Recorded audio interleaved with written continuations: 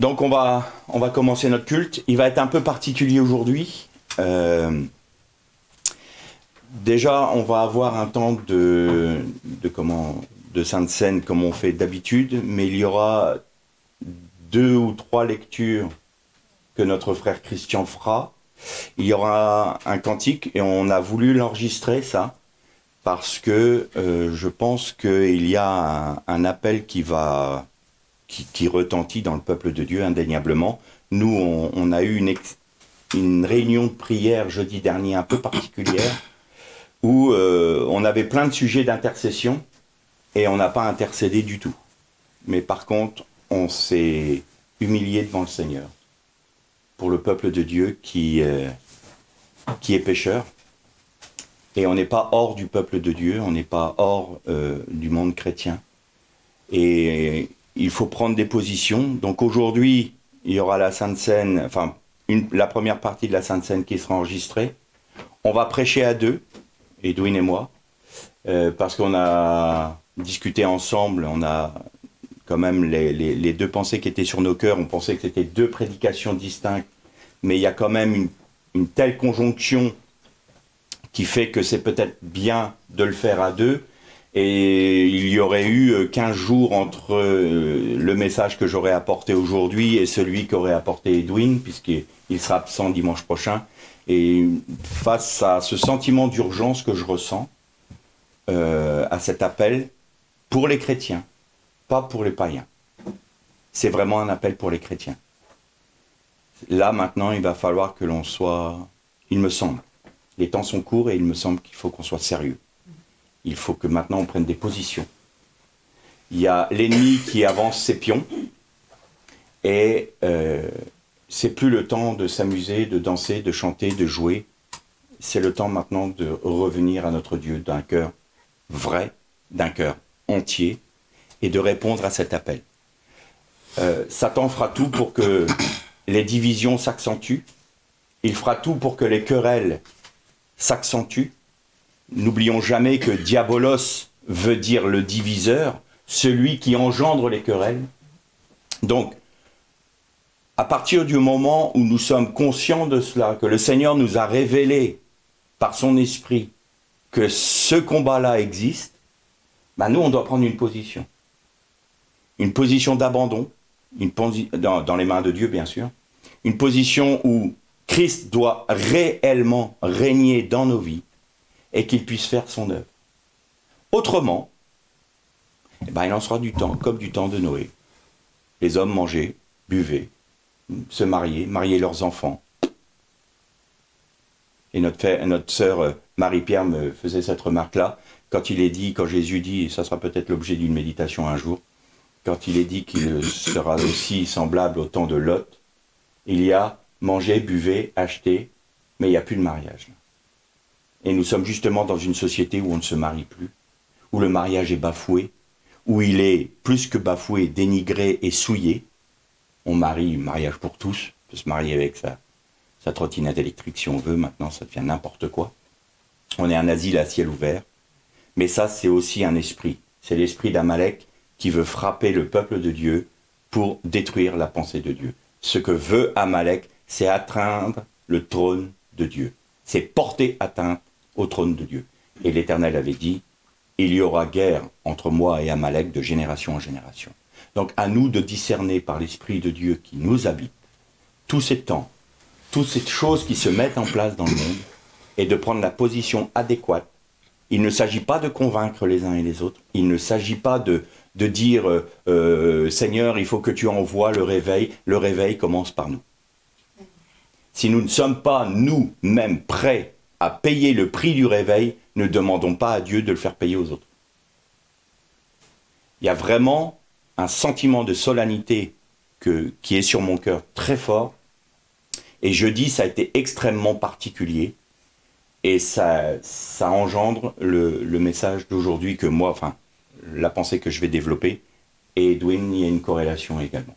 Donc, on va prendre maintenant, comme à notre accoutumée, le pain et le vin. Edwin va gérer comme d'habitude cela. Et dans ce temps, on se met en prière, on peut louer le Seigneur, l'adorer. On va chanter un cantique avant de commencer. Et donc, il va être lu et chanté en même temps. Ensuite, chacun est libre de louer, de prier, d'intercéder. Mais même si le Seigneur vous met une parole sur le cœur, pas une carole sur la peur, hein. notre sœur avait commencé à avoir un frisson. Mais Carole est bien sur le cœur. Non, c'est la parole sur le cœur, un texte biblique, une pensée vraiment qui vienne de Dieu, n'hésitez pas à la donner. Et comme le dit l'apôtre Paul, que l'un parle et les autres discernent. Parce que le mot jugement aujourd'hui, il est un peu galvaudé. Discerne ce qui est de Dieu, ce qui n'est pas de Dieu. Et pour discerner ce qui est de Dieu, il faut que ça soit biblique. C'est la base. Donc voilà, je laisse peut-être Christian voir pour le cantique. J'avais le premier cantique, c'est ce que tu viens de dire. Le cantique 120, c'est pas un cantique, c'est un petit cœur. Majesté, louer sa majesté. Pour entrer dans le culte proprement dit. Très bien. Le 120.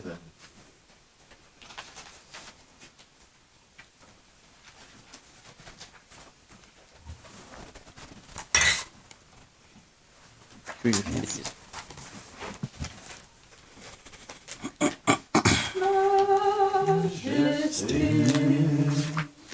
Louez sa majesté, à Jésus soit honneur, louange et gloire, majesté, suprême autorité, amour et paix coulent d'en haut sur ces sujets. Exaltez, oui, exaltez le nom de Jésus. Glorifiez, oui, glorifiez Jésus-Christ le roi.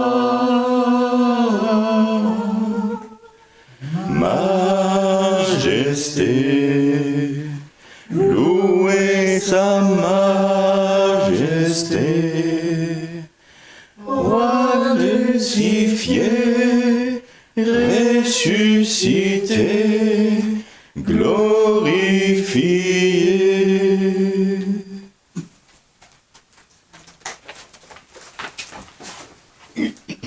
Je vous propose donc de lire ensemble le passage au 1 Corinthiens au chapitre 11 et au verset 23 concernant la Sainte Seine. Le Seigneur Jésus, dans la nuit où il allait être livré, prit du pain, et après avoir rendu grâce, il le rompit et dit « C'est mon corps qui est pour vous, faites ceci en mémoire de moi. » Il fit de même avec la coupe après le dîner en disant « Cette coupe est l'alliance nouvelle en mon sang. Faites ceci en mémoire de moi toutes les fois que vous en boirez. Car toutes les fois que vous mangez ce pain et que vous buvez cette coupe, c'est la mort du Seigneur que vous annoncez jusqu'à ce qu'il vienne.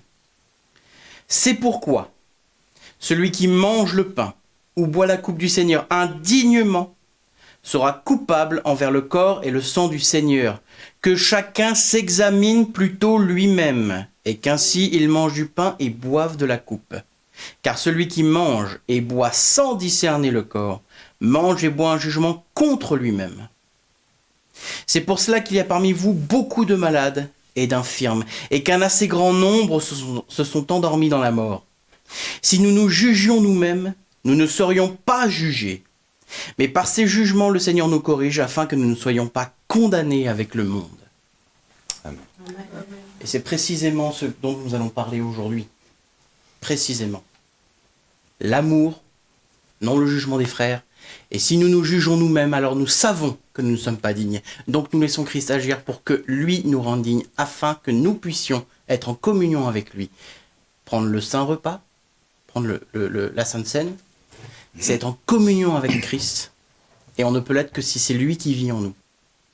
Donc, si nous nous plaçons en dehors de Christ, nous ne sommes pas dignes et nous buvons et nous mangeons un jugement contre nous-mêmes. C'est ça que ça veut dire. Que chacun s'examine plutôt lui-même, c'est « Seigneur, je sais. Je sais que je ne suis pas digne. Mais par ta grâce, je le suis. Que ton nom soit loué, Père, au nom de Jésus-Christ. Amen. » Ouais. Le cantique 111. Je servirai peut-être après, parce que si Ouais. je chante avec toi dans la bouche. Alors je lis ce cantique. Aujourd'hui est encore un jour où Dieu fait grâce, où son appel d'amour te convie à la croix, mais où son appel d'amour me convie à la croix, nous convie à la croix. C'est le jour du salut, près de toi, près de moi, près de nous, Jésus passe. Oh, répondons sans tarder à sa divine voix. On va le chanter dans ce qui est marqué, ou dans les paroles qui sont marquées seulement. Aujourd'hui est encore un jour où Dieu fait grâce, où son appel d'amour te convie à la croix. C'est le jour du salut, près de toi, Jésus passe. Oh, réponds sans tarder à sa divine voix. Aujourd'hui, c'est encore un jour où la lumière peut descendre du ciel jusqu'au fond de mon cœur, de notre cœur à chacun de nous. Laisse-lui révéler ma profonde misère et viens la déposer à la croix du Sauveur. Aujourd'hui, c'est encore un jour où la lumière peut descendre du ciel jusqu'au fond de ton cœur. Laisse-lui révéler ta profonde misère et viens la déposer à la croix du Sauveur. Aujourd'hui, c'est encore un jour où Dieu délivre, où de l'esclave, il fait un fils, une fille de sa maison. Désormais, si je veux, libre, je pourrai vivre, car Jésus a payé le prix de ma rançon. Aujourd'hui, c'est encore un jour où Dieu délivre, où de l'esclave il fait un fils de sa maison. Désormais, si tu veux, libre tu pourras vivre, car Jésus a payé le prix de ta rançon.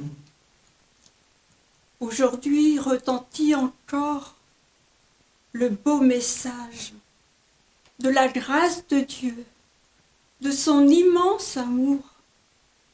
Si je veux croire, enfin, le divin héritage sera ma part heureuse au céleste séjour.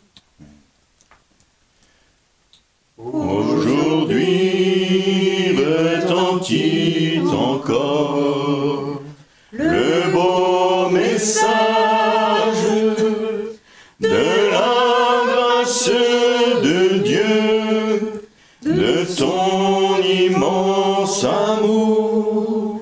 Si tu veux croire enfin le divin héritage, sera ta part heureuse au céleste séjour.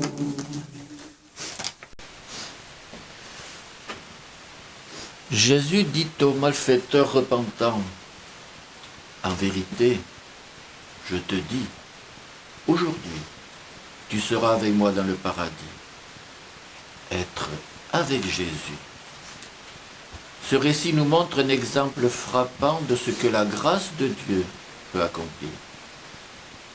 Nous entendons les paroles de ce malfaiteur rejeté par la société à cause de ses fautes.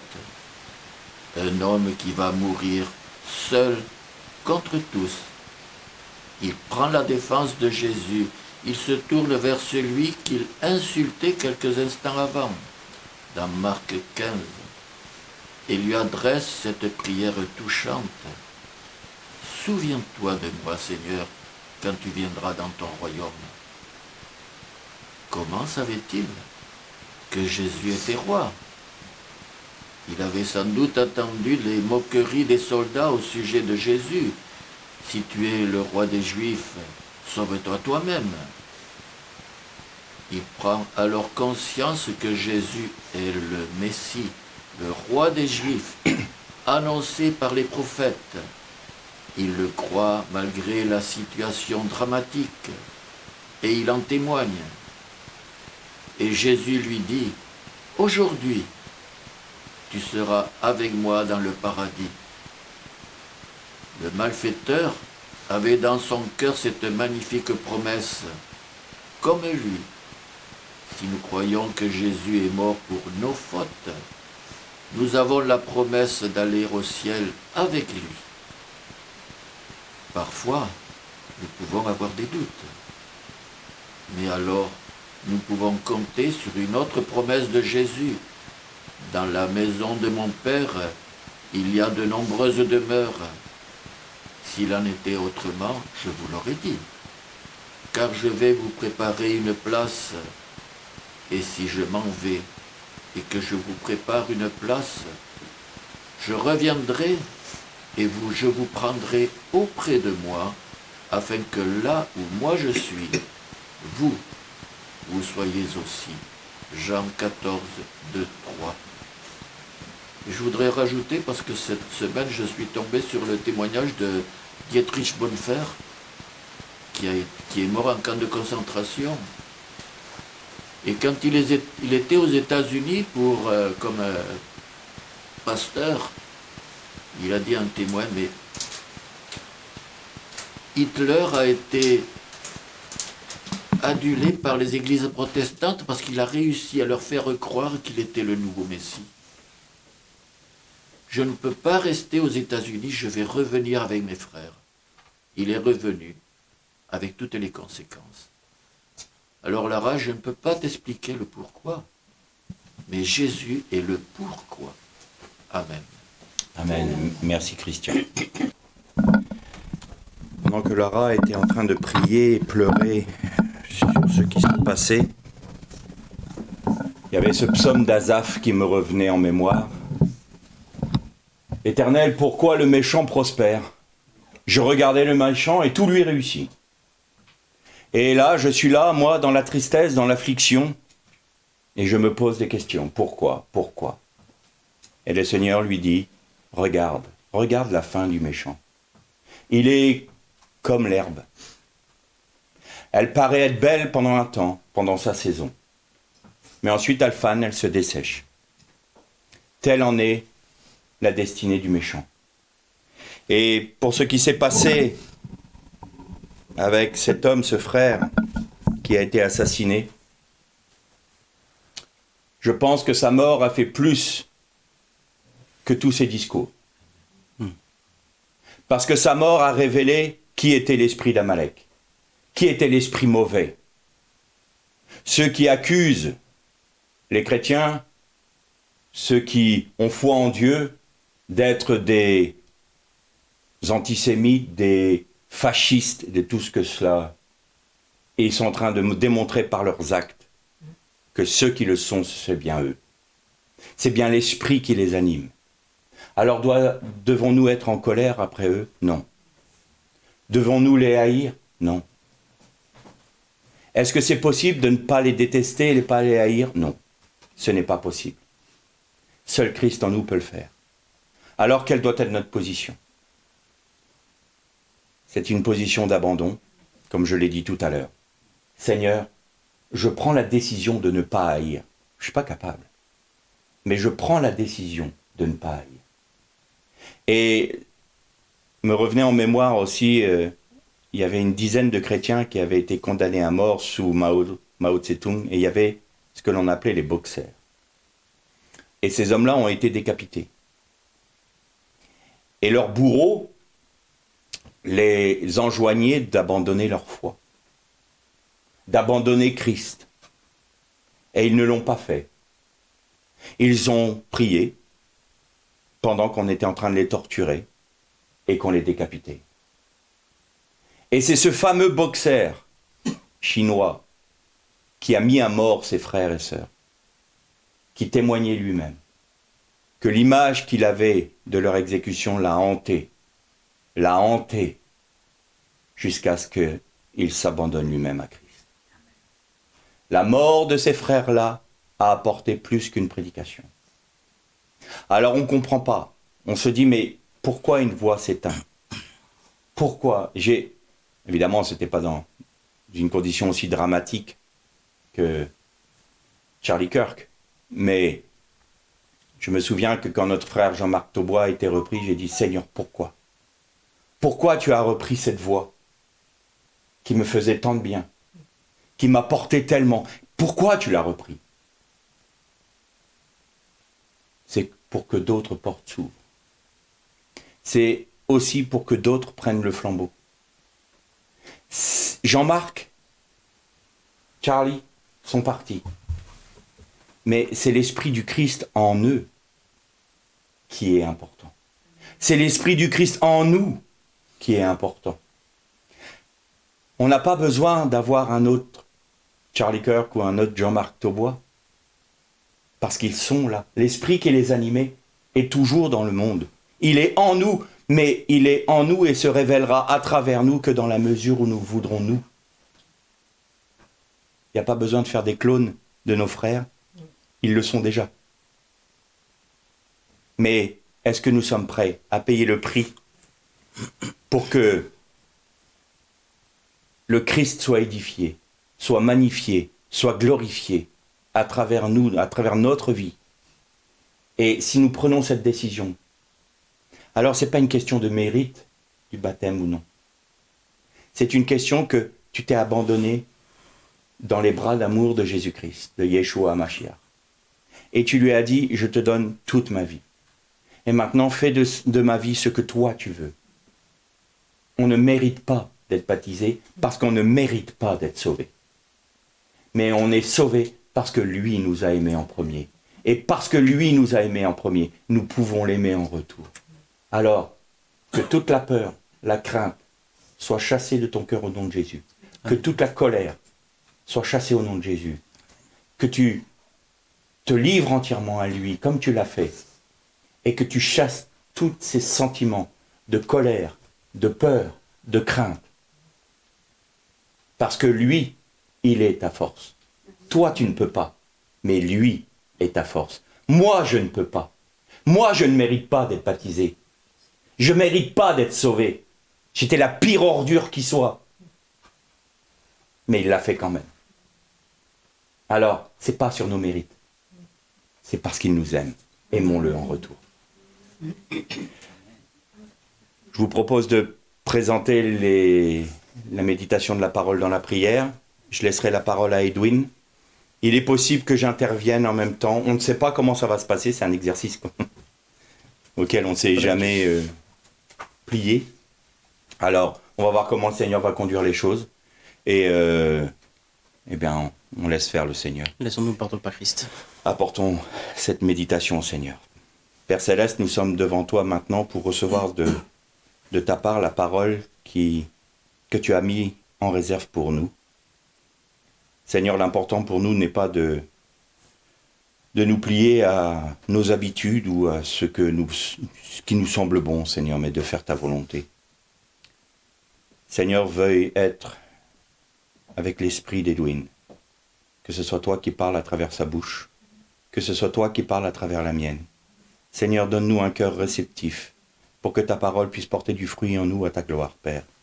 Et nous voulons te prier en effet pour tous nos frères persécutés, qui souffrent à cause de leur foi, qui sont torturés, mis à mort, emprisonnés, ostracisés à cause de leur foi. Seigneur, que ton esprit les assiste et qu'ils demeurent fidèles, qu'ils soient pour nous ces témoins fidèles, qui n'abandonnent pas devant l'ennemi, mais qui glorifient leur Christ, glorifient leur Messie, même quand le mal vient frapper à leur porte. Et nous voulons te prier tout particulièrement pour ton peuple d'Israël, qui est si attaqué aujourd'hui par nos nations, qui se disent soi-disant amis, alors qu'ils sont en réalité des ennemis. Seigneur, brise le sceptre d'autorité de tous ceux qui veulent du mal à Israël, qui veulent du mal au peuple, aux divers peuples. Brise leur sceptre d'autorité et donne-les à des bergers qui soient dignes de ce nom, qui aiment les peuples et qui soient amis d'Israël. Au nom de Jésus-Christ. Amen. Amen.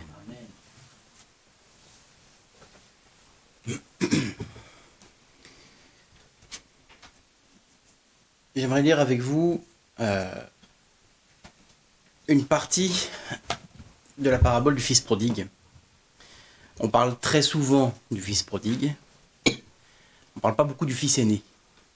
Et là, je fais un petit clin d'œil à notre sœur Elisabeth, parce que nous en avons beaucoup parlé du fils aîné. Je retrouve le bon passage. Voilà. Donc, le fils prodigue qui avait dilapidé la fortune qu'avait donnée son père dans le monde, dans la débauche, mourait de faim dans le monde, est revenu vers son père repentant, en s'humiliant, et en disant « Père, je ne mérite pas d'être appelé ton fils ». Mais le père, lui, se réjouit que son fils soit enfin rentré, soit vivant, soit en bonne santé, et il fait une fête. Voici la réaction de son frère aîné, le fils aîné. Or, le fils aîné était au champ, excusez-moi, c'est dans Luc au chapitre 15 et au verset 25. Excusez-moi. Or, le fils aîné était au champ. Lorsqu'il revint et s'approcha de la maison, il entendit de la musique et des danses. Il appela un serviteur pour lui demander ce qui se passait. Ce dernier lui dit « Ton frère est de retour, et parce qu'il lui a été rendu en bonne santé, ton père a abattu le veau engraissé. » Mais il se mit en colère, il ne voulut pas rentrer. Son père sortit le supplier. Alors il répondit à son père « Il y a tant d'années que je travaille pour toi comme un esclave, jamais je n'ai désobéi à tes commandements, et jamais tu ne m'as donné un chevreau pour que je fasse la fête avec mes amis. Mais quand ton fils que voici est arrivé, lui qui a dévoré ton bien avec des prostituées, pour lui tu as abattu le veau engraissé. » Le père lui dit « Toi, mon enfant, tu es toujours avec moi, et tout ce qui est à moi est à toi. Mais il fallait bien faire la fête et se réjouir, car ton frère que voici était mort, et il a repris vie. Il était perdu, et il a été retrouvé. » Qu'est-ce qu'on peut dire sur ce passage-là, hormis que le fils aîné, c'est nous. Le fils aîné, c'est nous. Lorsque nous voyons un frère, lorsque nous voyons une sœur qui s'est égarée, qui a péché, beaucoup d'entre nous sommes très prompts à l'accuser. Très prompts. Nous avons nos frères et nos sœurs qui reviennent à Christ. Ils sont repentants. Ils regrettent. Ils demandent pardon à leur Père. On parle bien là de notre Père Céleste. On parle bien de Dieu. Nous, notre réaction, c'est « Ouais, bah t'as péché. T'as péché. T'as péché et t'as des bénédictions. Je comprends pas. T'as péché et t'es dans un temps de grâce. Je comprends pas. Moi qui suis fidèle au Seigneur depuis longtemps, moi qui sers le Seigneur, ce qu'il dit, hein, le fils aîné était au champ, il travaillait pour le Père. Je travaille comme un esclave. Je suis soumis à... Je précise juste que esclave en hébreu, c'est Un la même chose que serviteur. serviteur. Exact, c'est une bonne précision. Parce qu'il y a une connotation aujourd'hui, Tout à fait. faire attention aux mots qu'on emploie, parce que comment un père peut rendre esclave son fils, c'est pas ça. Il était comme un serviteur de son père. C'est ça. Et en réalité, c'est exactement notre position lorsque nous sommes avec Christ, lorsque nous sommes avec Dieu, c'est que nous sommes serviteurs de Dieu. Moi, je dis volontiers que je me rends esclave du Seigneur Jésus-Christ. Parce que j'en suis à un point où, même si le Seigneur me demande la permission, le Seigneur ne demande pas la permission, fais. Fais. Rends-moi esclave de toi, Seigneur. Ne demande pas la permission, fais tout. Fais tout. Et c'est ce que le Seigneur nous demande. Mais derrière, si nous réclamons, mais Seigneur, je suis ton serviteur, je suis ton esclave, est-ce que je ne mérite pas des récompenses ? Est-ce que je ne mérite pas plus de récompenses que mon frère qui arrive fraîchement de son péché ? Eh bien, si je fais ça, je me retrouve dans la position du fils prodigue qui est parti pécher. Pourquoi ?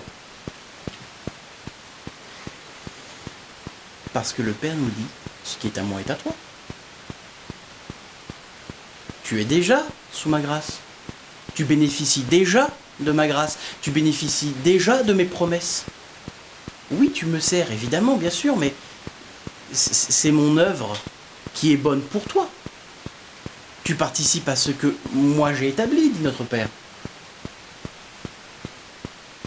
Donc, ne te mets pas en colère contre ton jeune frère, contre ta jeune sœur. Ne le juge pas. Ne lui fais pas des reproches. Tu es en train de faire exactement ce que tu es en train d'accuser. Et le mot est choisi, accuser. N'accuse pas ton jeune frère qui revient sous la grâce, mais réjouis-toi.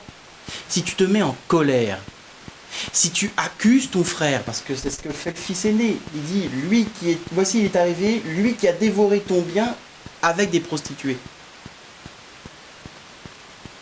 Mais accueille-le avec amour. Avec amour, ne lui reproche rien. Le Père lui-même pardonne. Pourquoi vas-tu lui faire des accusations ? Et le psaume que tu citais disait ne te mets pas en colère, ce serait mal faire. Contre ceux qui usent du mal. Mais là, on parle de notre jeune frère qui, lui, a compris qu'il était sur un mauvais chemin et qui a décidé de revenir repentant et sous l'humiliation auprès de son père, disant « Seigneur, je ne suis pas digne d'être appelé ton fils. Je ne suis pas digne de prendre la Sainte Seine et d'être en communion avec toi, Seigneur, parce que j'ai péché. Je sais que je suis pécheur. » Et le Père lui pardonne et dit « C'est moi qui vais te sanctifier. C'est moi qui vais te justifier. » Alors nous, fils aînés, à quel moment pouvons-nous dire « Seigneur, ce que tu as pardonné, Seigneur, ce que tu as établi comme joie, comme sujet de paix, moi je décide que ce soit un sujet de colère. » Si le Seigneur nous dit « Ne te mets pas en colère contre ceux qui usent du chemin du mal », quand bien même nous ne devrions pas nous mettre en colère contre notre jeune frère, qui revient à Christ.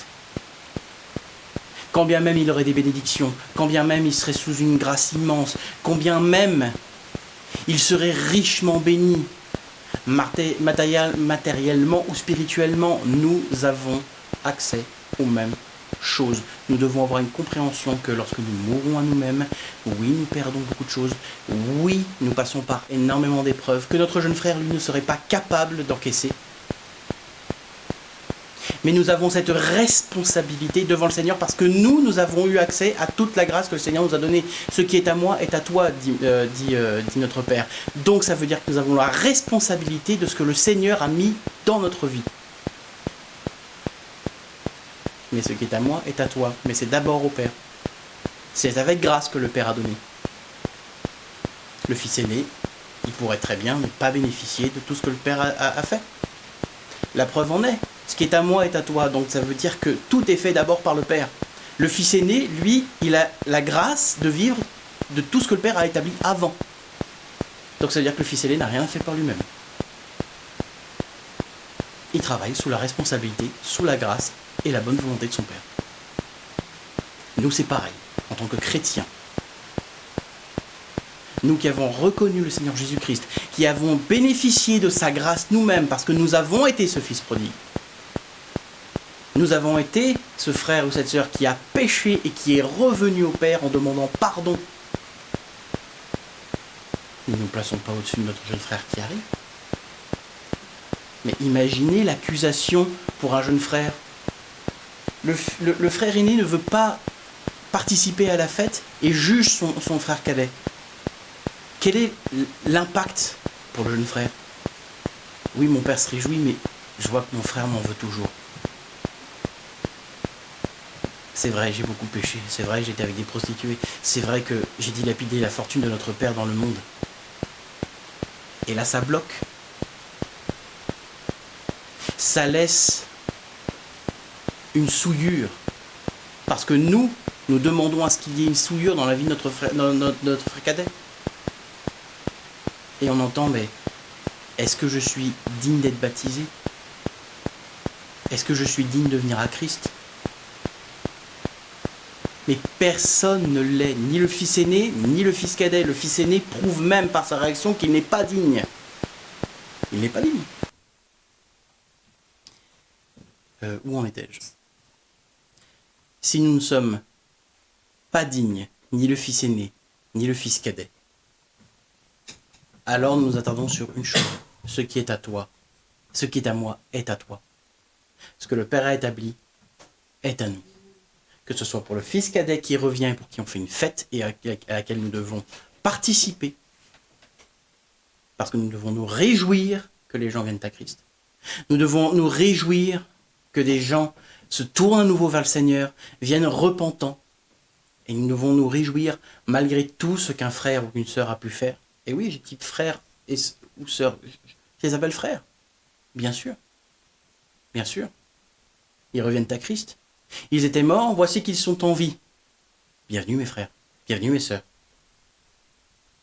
Afin qu'un jour ce fils prodigue, qui deviendra un fils aîné, s'il décide de suivre les commandements de son père, pourra nous dire à nous aussi, qui sommes fils aînés, qui pouvons devenir fils prodigue, ah frère, je suis content que tu sois en vie. C'est ça que nous devons rechercher, cet amour. Non pas de la condamnation. Pas de la condamnation, pas de l'accusation. Portons notre frère, nous qui pouvons, par la grâce de notre Seigneur. Partageons les richesses que le Seigneur nous a données, c'est notre frère. C'est d'une logique implacable parce que c'est Christ, c'est l'amour. Ce n'est pas nous qui sommes dignes, ce n'est pas le fils aîné qui est digne, c'est le Père, c'est le Christ qui rend le fils aîné digne et qui rend le fils cadet digne. Je te passe la main. Merci. Je peux rajouter un petit mot? Oui, Le fils aîné a jugé son père. oui, C'est vrai. oui, le fils aîné a jugé le père. Retiré de la gloire de son père. Exactement. Et pour poursuivre donc pour enchaîner sur la pensée qui était sur mon cœur, le fils aîné, la situation du fait que le fils cadet revienne a révélé un état de cœur, mais qui était déjà présent. C'est-à-dire que quand le fils cadet était en train de dilapider son héritage avec les prostituées, il était déjà là. Ah, vous avez vu comment il est, lui? Ah, quand même, il mériterait d'être puni. Il mérite de rester avec les cochons et manger des caroubes. Parce que il est pas dans la saine doctrine, lui. Il n'a pas compris qui était le père, lui. Moi, je suis resté dans la maison de mon père. Le légalisme. Très légaliste et très dur, prêt à couper les oreilles, couper les têtes. Et combien de fois nous le sommes nous-mêmes? Bien sûr que le Seigneur nous demande de mettre à la lumière des fausses doctrines. Mais très souvent, on pointe du doigt les frères et les sœurs. C'est pas ce que le Seigneur nous demande. Il ne nous demande pas de juger tel ou tel. Juger l'esprit qui anime tel ou tel, oui.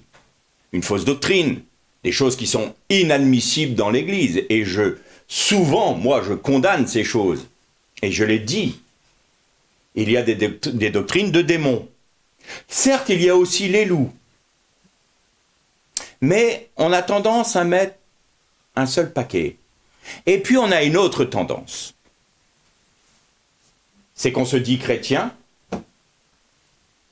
mais on ne se sent pas lié à ce peuple qui est apostat.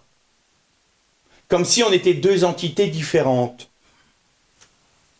Comme si le fils cadet n'était pas de notre famille.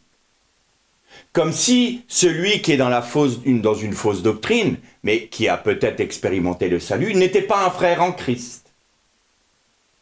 Et à partir de là, on va avoir un regard sévère dessus.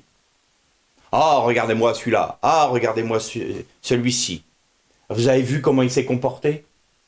Vous avez vu ce qu'il vient de dire? Vous avez vu ce qu'il vient de faire? Mais peut-être qu'il n'a pas toute la compréhension. Peut-être qu'il n'a pas eu la grâce que nous avons eue, nous, de ce que le Seigneur avait mis à notre disposition, comme le disait Edwin, tous ses biens. Mais peut-être aussi que nous sommes dans une certaine mesure encore dans une fausse doctrine. Dernièrement, un frère me posait la question de savoir comment l'Église doit être, parce qu'il y a des doctrines comme ça, il ne faut pas retourner dans le judaïsme, ce que je suis tout à fait d'accord, il ne faut pas faire ci, il ne faut pas faire ça, mais je dis déjà, notre système ecclésial n'est pas biblique. Notre système ecclésial n'est pas biblique. Nous sommes tous dans une fausse doctrine. Un pasteur qui dirige une assemblée, ça n'a jamais été biblique. Jamais. Pourtant, on ne se sent pas repris. On est dans la pensée permissive de Dieu. On n'est pas dans au commencement, il en était ainsi. On est dans la pensée permissive de Dieu, mais on va dire, attention, eux, vous avez vu comment ils sont? Mais nous, nous sommes-nous, nous? Et alors, je voudrais lire avec vous deux passages. Le premier, déjà, on va le lire dans le deuxième livre des Chroniques. C'est un passage qui se passe au moment de la dédicace, donc de Hanouka, du premier temple, par Salomon. Et au chapitre 7, on va lire le seul verset 14. 2 Chroniques 7, verset 14.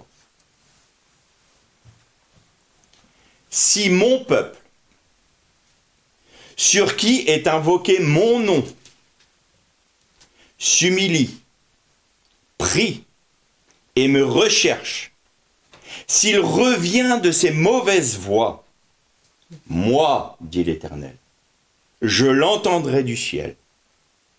Maintenant mes yeux seront ouverts et mes oreilles seront attentives à la prière de ce lieu. Donc là, on parlait du temple. Maintenant, je choisis et je consacre cette maison afin que mon nom y soit pour toujours. Mes yeux et mon cœur seront toujours là. Et il y avait une version... Ah non, oui, j'ai oublié de dire ce passage-là. Donc moi je l'entendrai depuis le ciel, je pardonnerai son péché et je guérirai son pays. Qu'est-ce que ça veut dire là? Le Seigneur n'est pas en train de parler du monde à ce moment-là. Il n'est pas en train de parler de nos dirigeants qui nous mènent dans des... ou tous ceux qui sont inconvertis, qui sont méchants. Il ne parle pas d'eux. Il parle de nous. Si mon peuple, sur qui est invoqué mon nom, s'humilie, prie et abandonne son péché, alors moi, dit l'Éternel, je l'entendrai du ciel. Et entendre, c'est Shema. Shema Israël. C'est entend, écoute et comprend dans l'obéissance. Vous imaginez que l'Éternel emploie le même terme que ce qu'il a demandé à son peuple. Entends Israël. Et là, il dit, eh bien moi, je me mettrai dans cette position. Non seulement je vais vous écouter, mais je vais comprendre votre situation et je vais y répondre. Mais La condition, c'est si mon peuple sur qui est invoqué mon nom s'humilie, prie et abandonne son péché, alors moi, l'Éternel, je l'entendrai du haut du ciel et je lui répondrai, je lui pardonnerai et je guérirai son pays. Combien de nos frères veulent que la France retrouve, ou du moins trouve, une foi, qu'elle arrête d'être antisémite, qu'elle ne rejette plus Dieu? On voit bien que notre pays va mal et on dit mais Seigneur, qu'est-ce que tu fais? Eh bien, c'est pas le problème, c'est pas le peuple français. Le problème, c'est nous, l'Église de France.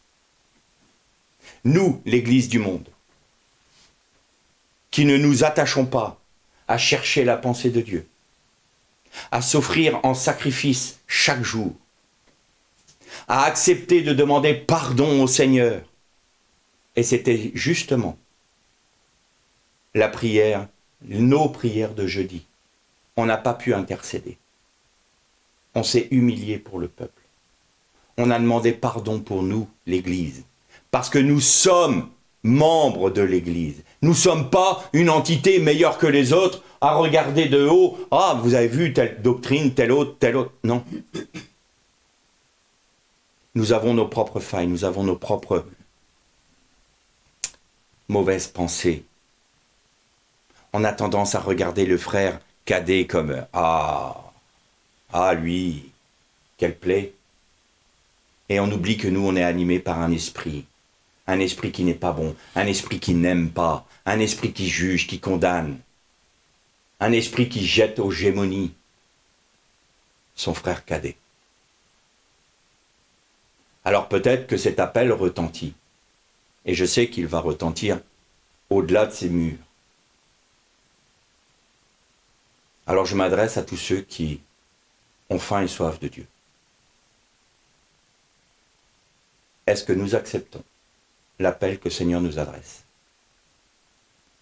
Parce qu'il y a un homme qui, lui, avait compris qu'il ne fallait pas juger le peuple. Et nous allons lire dans le premier chapitre de Néhémie, à partir du verset 1, et vous allez voir ce que Néhémie a fait, et a dit surtout, alors qu'il était à Babylone, et qu'il était, comme le peuple, soumis à la déportation, à l'exil. Donc nous lisons dans le livre de Néhémie, chapitre 1, verset 1, « Parole de Néhémie, fils de Hakalia, au mois de Kislev, la 20e année, comme j'étais à Suse, la citadelle, Hanani, l'un de mes frères, et quelques hommes arrivèrent de Juda. Je les interrogeai au sujet des Judéens, rescapés qui étaient restés de la captivité, et au sujet de Jérusalem. Ils me répondirent, ceux qui sont restés de la captivité sont là dans la province, au comble du malheur et du déshonneur. Il y a des brèches dans la muraille de Jérusalem. Il y a des brèches, et ses portes sont détruites par le feu. Lorsque j'entendis ces paroles, je m'assis et je me mis à pleurer. Pendant plusieurs jours, je pris le deuil, je jeûnais, je priais devant le Dieu du ciel, et je dis, s'il te plaît, Seigneur du ciel, Dieu grand et redoutable, toi qui gardes l'alliance et la fidélité, ta fidélité, envers ceux qui t'aiment et qui observent tes commandements. Je t'en prie que ton oreille soit attentive, que tes yeux soient ouverts pour entendre la prière que j'adresse. Moi, ton serviteur, je suis en prière devant toi aujourd'hui, jour et nuit pour les Israélites, tes serviteurs, et confessant les péchés des Israélites, nos péchés, contre toi, moi et ma famille, nous avons péché. Nous avons vraiment mal agi envers toi. Nous n'avons pas observé les commandements, les prescriptions et les règles que tu as données à Moïse, ton serviteur. Souviens-toi, je te prie, de cette parole que tu as donnée à Moïse, ton serviteur. Lorsque vous commettrez des sacrilèges, je vous disperserai parmi les peuples, mais si vous revenez à moi, et si vous gardez mes commandements et les mettez en pratique, alors quand même vous seriez bannis aux extrémités du ciel. De là, je vous rassemblerai et je vous ramènerai vers le lieu que j'ai choisi pour y faire demeurer mon nom. Vous avez vu Néhémie qui était en souci pour Jérusalem. Et quand il a appris qu'il y avait des brèches dans la muraille, ça veut dire des brèches dans le témoignage, qui devait être de manière physique Jérusalem. Jérusalem, quand on arrivait près de Jérusalem, on voyait la muraille. Et ceux qui voyaient la muraille de Jérusalem savaient qu'il y avait le temple dedans. Donc la présence de l'Éternel. La muraille, c'est le témoignage. Il y a des brèches dans le témoignage de l'Église du Christ aujourd'hui. Alors on peut constater les brèches et dire « Ah, vous avez vu, ils ont laissé les brèches se faire. » Non. Néhémie n'était pas de cette trempe-là. Il a appris que les portes étaient ouvertes, brûlées par le feu, consumées, c'est-à-dire que tout et n'importe quoi pouvait rentrer dans l'Église. Je paraphrase, bien sûr. Le monde, la vanité, les querelles, les divisions, les discordes. Depuis toutes ces dernières semaines, ces derniers mois, on est amené par le Seigneur à nous focaliser sur le problème que nous vivons, les querelles, les divisions, les discordes, les disputes, les fausses doctrines. Tout ça, c'est les portes qui sont consumées par le feu et tout le monde peut rentrer dans Jérusalem et faire des brèches dans le témoignage. Et Néhémie dit, je suis un Israélite. Nous avons péché, mais il va encore plus loin. Moi, ma famille, nous avons péché. Il ne se met pas à l'écart du peuple qui est dans le déshonneur. Il partage le déshonneur du peuple. Et ça, c'est l'esprit de Lévira. Ça, c'est l'esprit des vainqueurs, qui n'est autre que l'esprit du Christ. Alors, comme je le disais, cet appel va retentir au-delà de ces murs. Nul besoin qu'il y ait 4 millions, 1 milliard de chrétiens qui veuillent rentrer dans cette vocation, parce que l'apostasie s'installe. Mais le Seigneur dit, il y en a 7000 qui n'ont pas fléchi le genou devant Baal. Il y en a qui sont sensibles à cet appel. L'armée de Gédéon, ils étaient 300 contre des milliers, des centaines de milliers, des dizaines de milliers au moins, d'ennemis. Mais ils avaient 2 choses dans leurs mains, aucune épée. Ils n'étaient pas là pour tuer. Ils étaient là pour apporter la lumière du Christ, qui était enfermée dans des jarres d'argile, ce que nous sommes nous. Et alors, pour que cette lumière puisse luire sur le champ de bataille, ils ont brisé les jarres. Ils ont accepté d'être dépouillés d'eux-mêmes pour laisser Christ être illuminé. Et dans l'autre main, ils avaient un chauffard. La parole de leur témoignage.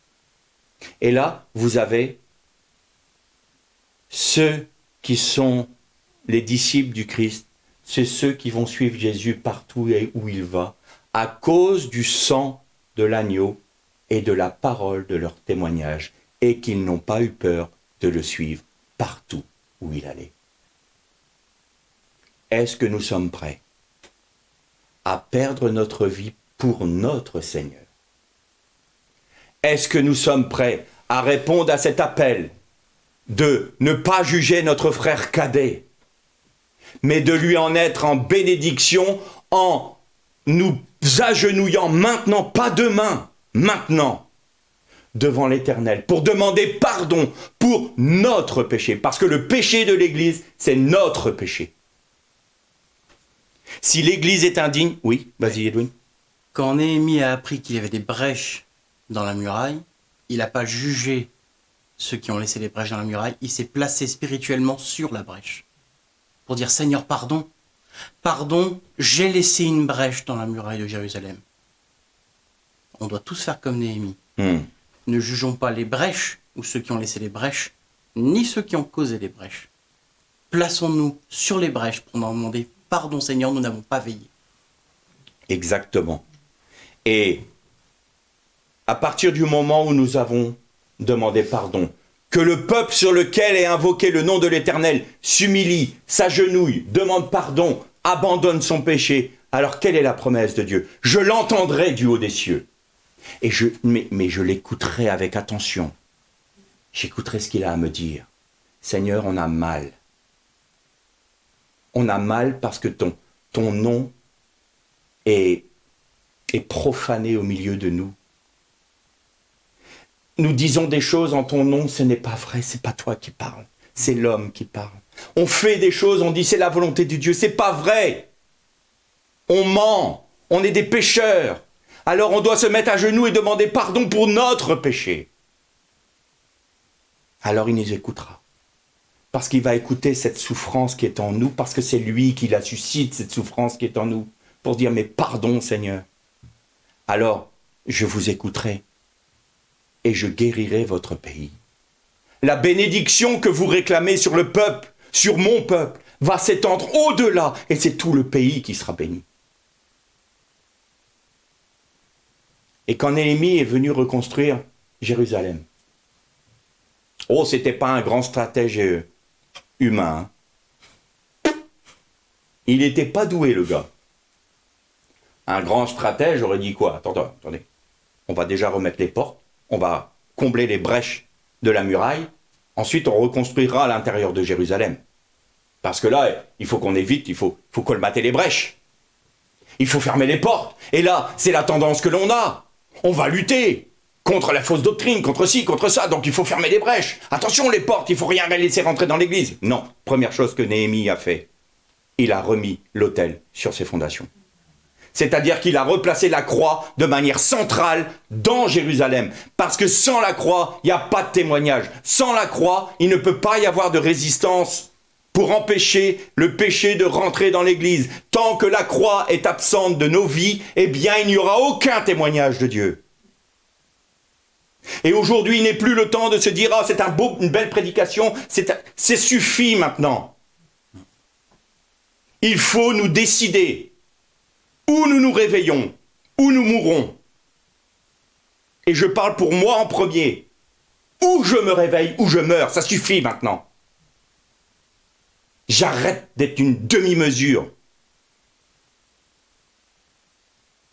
J'avais fait cette prière au Seigneur, c'est tout ou rien. Eh bien maintenant, j'ai intérêt d'être dans cette logique. Je l'ai dit à mon Dieu. Alors qu'est-ce que je fais? Je tolère des choses dans ma vie? Ça suffit, Philippe. Ça suffit, Philippe. Alors mes frères et sœurs, j'étais sévère pour moi, pas pour vous. Répondez à cet appel. Mettons-nous à genoux devant Dieu. Demandons pardon pour le peuple dans lequel nous sommes. Et alors, comme la croix sera réédifiée dans notre vie, la mort à nous-mêmes, eh bien Christ va pouvoir se glorifier à travers nous. Et ça sera la guérison pour notre pays. Vers les shalom. Alors c'est dans le livre de David Wilkerson, Jour après jour, Dieu est fidèle.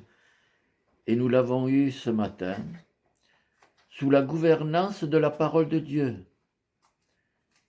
Si Christ règne en autorité suprême sur son royaume, et si nous sommes ses sujets, alors il doit gouverner notre vie.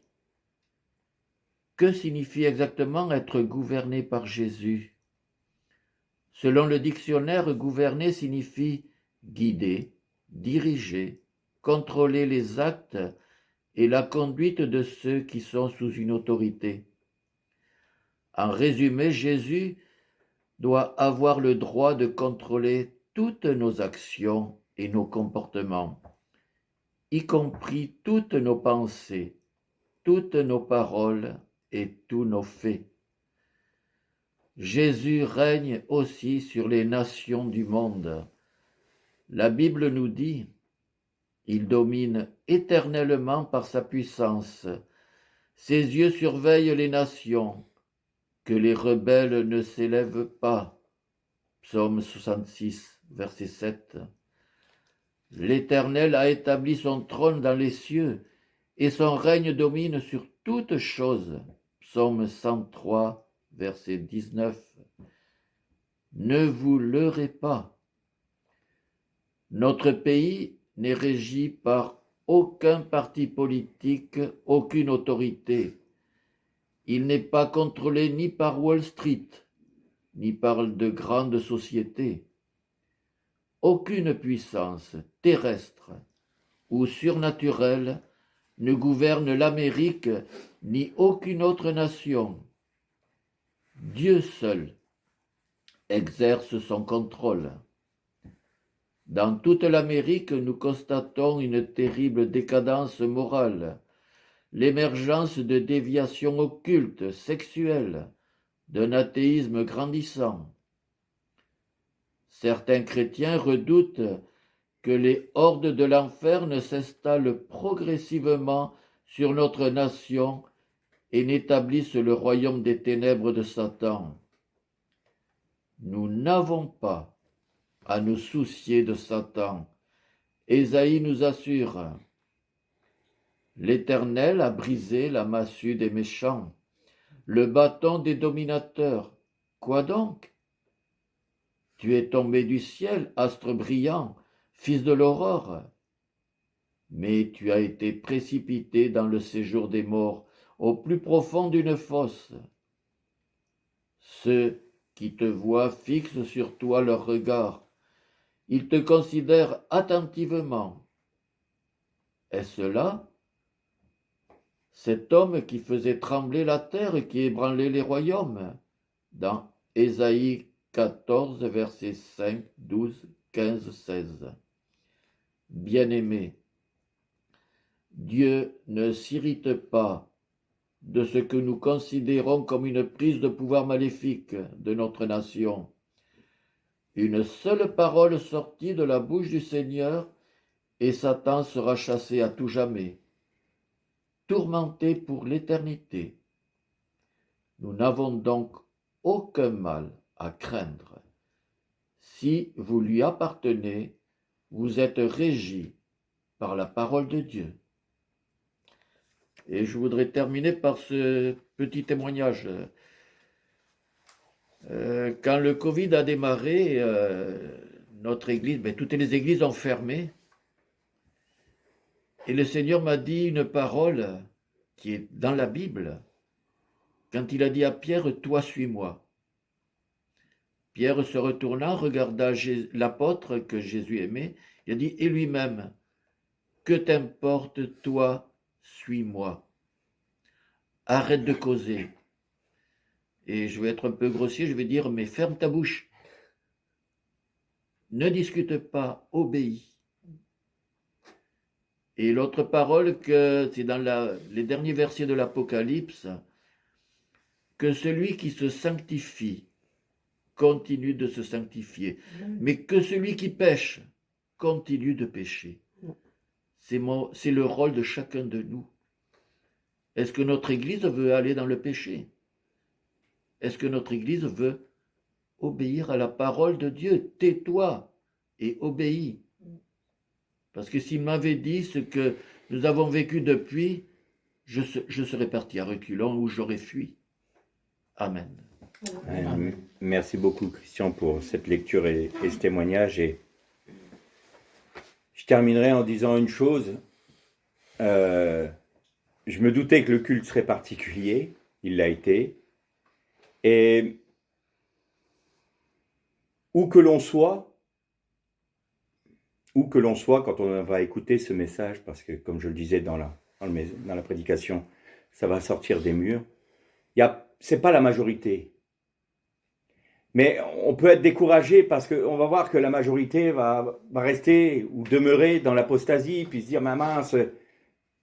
Mais il y a peut-être un mari et sa femme qui peuvent répondre à cet appel en demandant pardon devant Dieu. Il peut y avoir un groupe de frères et de sœurs d'une même assemblée qui vont se réunir et prier ensemble.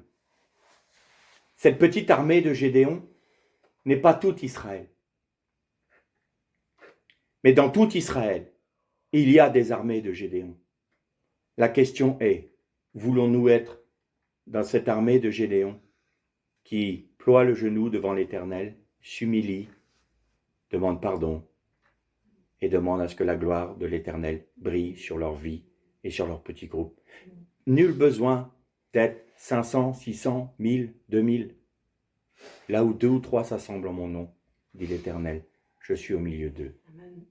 Soyez bénis. Amen. Amen.